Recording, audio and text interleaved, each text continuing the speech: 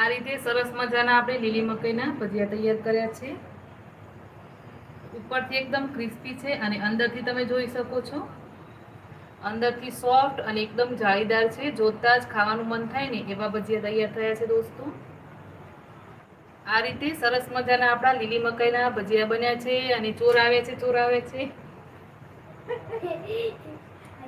કઈ નહીં ખા તું ખાવ પેલા બતાવી દઉં પછી લેજે।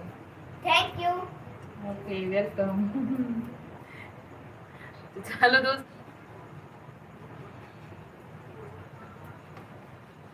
તો ચાલો દોસ્તો, એકદમ ઉપરથી ક્રિસ્પી અંદરથી સોફ્ટ અને જાળીદાર આપણી લીલી મકાઈના ભજીયા બનાવવાની રેસીપી તમારી સાથે શેર કરું છું। તો વિડીયો એન્ડ સુધી જોજો। એકદમ પરફેક્ટ લીલી મકાઈના ભજીયા તમારા પણ બનીને તૈયાર થશે।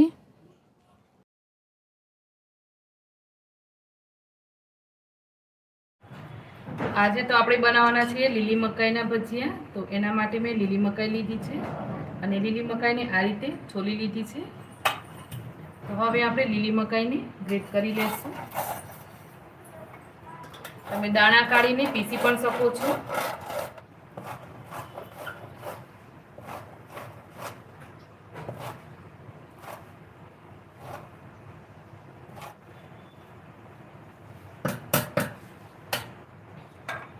તો આ રીતે આપણે લીલી મકાઈને છીણી અને સાઈડ પર રાખી દઈશું અને હવે આપણે મસાલો બનાવવાનો છે।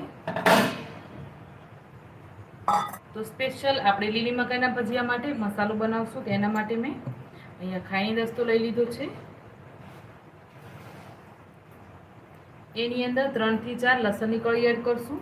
તો લસણ ડુંગળી ખાતા હોય તો એડ કરવાની, ન ખાતા હોય તો સ્કીપ કરી દેવાનું। એની સાથે જ આપણે 2 લીલા મરચાં લેશું।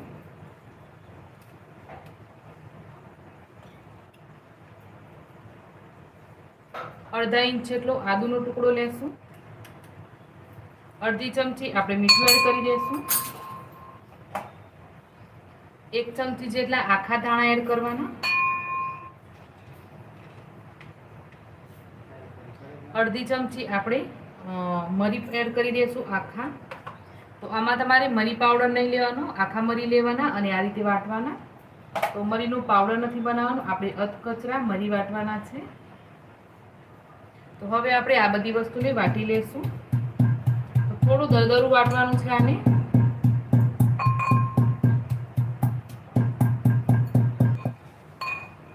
આ રીતે આપણે અધકચરો મસાલો બનાવી લેવાનો છે।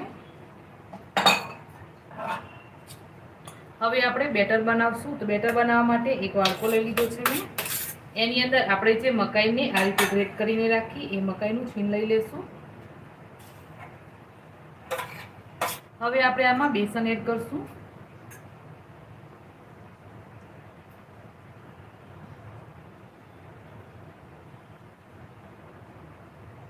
પાંચ 6 ચમચી જેટલું આપણે બેસન એડ કરવાનું છે।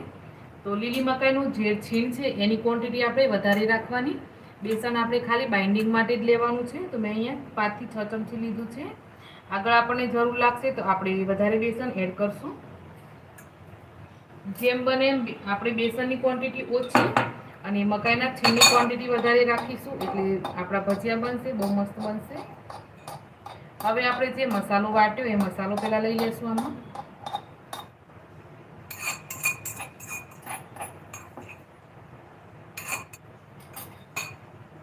હવે આપણે આમાં દહીં એડ કરશું।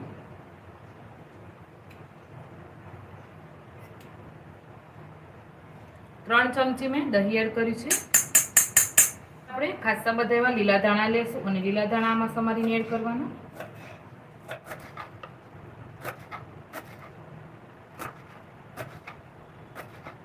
ચાલો લીલા ધાણા પણ આપણે આમાં એડ કરી દેવાના।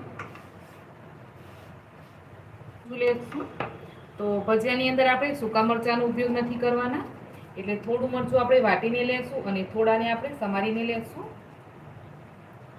તો વાટવામાં મેં તીખું મરચું લીધેલું, અત્યારે હું મોળું મરચું લઉં છું। ચાલો 1 લીલું મરચું સમારી આપણે આમાં એડ કરી લઈશું। હવે આપણે આ રીતે 1/4 ચમચી જેટલી હળદર એડ કરશું આમાં। હળદરની ક્વોન્ટિટી બહુ ઓછી રાખવાની। આપણે ગરમ મસાલો એડ કરવાનો છે। તો આની અંદર આપણે બાકીના વધારે પડતા મસાલાઓ નથી એડ કરવાના. થોડું આખું જીરું એડ કરીશું અને થોડો અજમો એડ કરી દઈશું. આપણે છે ને મીઠું વાટવામાં પણ લીધેલું, તો થોડું આપણે અડધી ચમચી ફરીથી મીઠું એડ કરી દઈશું. સ્વાદ પ્રમાણે મીઠું લેવાનું. તમે બેટર બનાવી બેટર ચાખીને પણ મીઠું આની અંદર એડ કરી શકો છો. અને હવે આપણે દહીં પણ લીધું છે, સાથે સાથે આપણે અડધા લીંબુનો રસ પણ લેશું. આપણે આમાં 3 ચમચી દહીં પણ લીધું છે અને લીંબુ પણ લેશું. એનાથી ભજીયા સરસ એવા સોફ્ટ અને પોચા બનશે. લીંબુમાંથી રસ થોડો ઓછો નીકળે છે ફ્રેન્ડ્સ, એટલે હું અહીંયા આખા લીંબુનો રસ એડ કરું છું, એટલે અડધા લીંબુના રસ જેટલો જ નીકળશે. 1 થી 1.5 ચમચી જેટલો આપણને રસ જોઈશે લીંબુનો.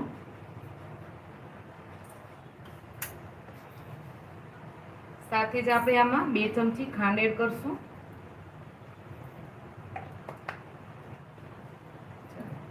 હવે આપણે થોડું થોડું કરી પાણી એડ કરીશું અને આનું બેટર બનાવશું.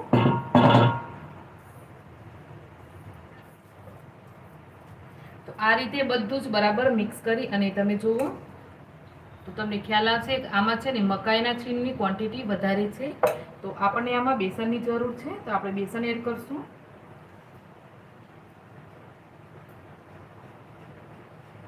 સફેદ લીધેલી સફેદ મકાઈનું છીણ છે, એટલે આની અંદર આપણે હળદર પાવડર થોડો એડ કરીશું ફ્રેન્ડ્સ. જો પીળી મકાઈ લીધી હોત તો આમાં હળદરની ક્વોન્ટિટી આપણે બહુ ઓછી નાખત તો પણ ચાલે.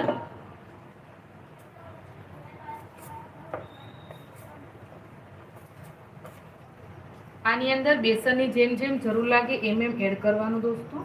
એક સાથે બેસન વધારે પડતું નહીં એડ કરી દેવાનું, પણ બેસન તમારે એટલું એડ કરવાનું છે કે સરસ એવું ગોટાની અંદર બાઇન્ડિંગ આવી જાય. ચાલો અત્યારે જ આપણે આ મિક્સ છે ને એને વધારે પતલું નથી કરવાનું, આ રીતે થોડું ઘાટું બનાવવાનું છે.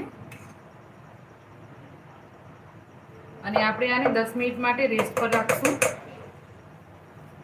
દહીં અને લીંબુનો રસ એડ કરી આપણે આને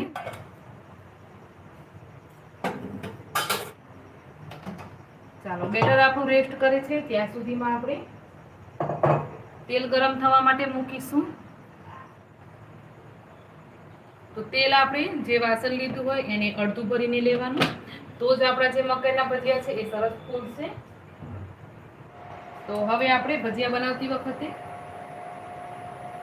આમાં 1/4 ચમચી એટલે 2 ચપટી જેટલું આપણે ખાવાના સોડા એડ કરી દઈશું. એની ઉપર 1 ચમચી જેટલું આપણે પાણી એડ કરશું, જેથી ખાવાના સોડા છે એને આપણે સરસ મજાના આમાં મિક્સ કરી શકીએ.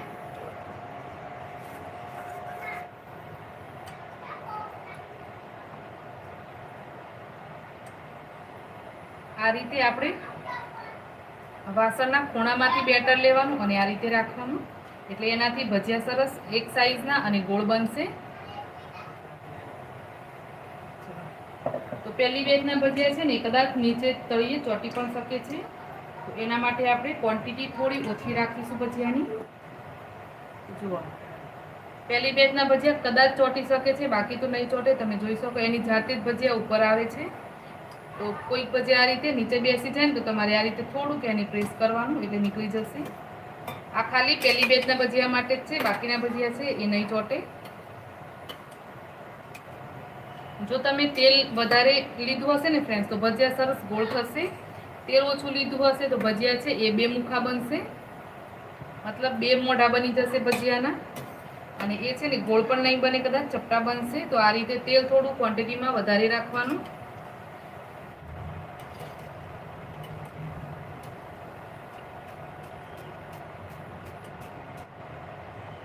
આ રીતે આપણે લીલી મકાઈના ભજીયા તૈયાર કરશું.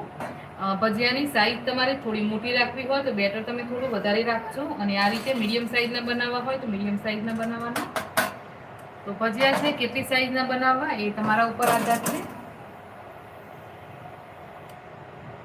એ જ રીતે આપણે બધા ભજીયા બનાવશું.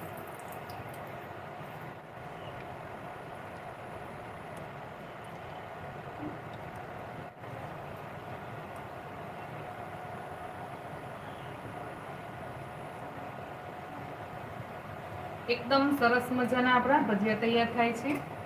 ઉપરથી ક્રિસ્પી, અંદરથી સોફ્ટ અને એકદમ જાળીદાર બને છે. તમે જોઈ શકો છો. આ રીતે સરસ મજાના આપણે લીલી મકાઈના ભજીયા તૈયાર કર્યા છે. ઉપરથી એકદમ ક્રિસ્પી છે અને અંદરથી તમે જોઈ શકો છો અંદરથી સોફ્ટ અને એકદમ જાળીદાર છે. જોતા જ ખાવાનું મન થાય ને એવા ભજીયા તૈયાર થયા છે દોસ્તો. દેખાય છે તમને? તો ચાલો દોસ્તો, અહીંયા આપણા મકાઈના સરસ મજાના ભજીયા બનીને તૈયાર થઈ ગયા છે.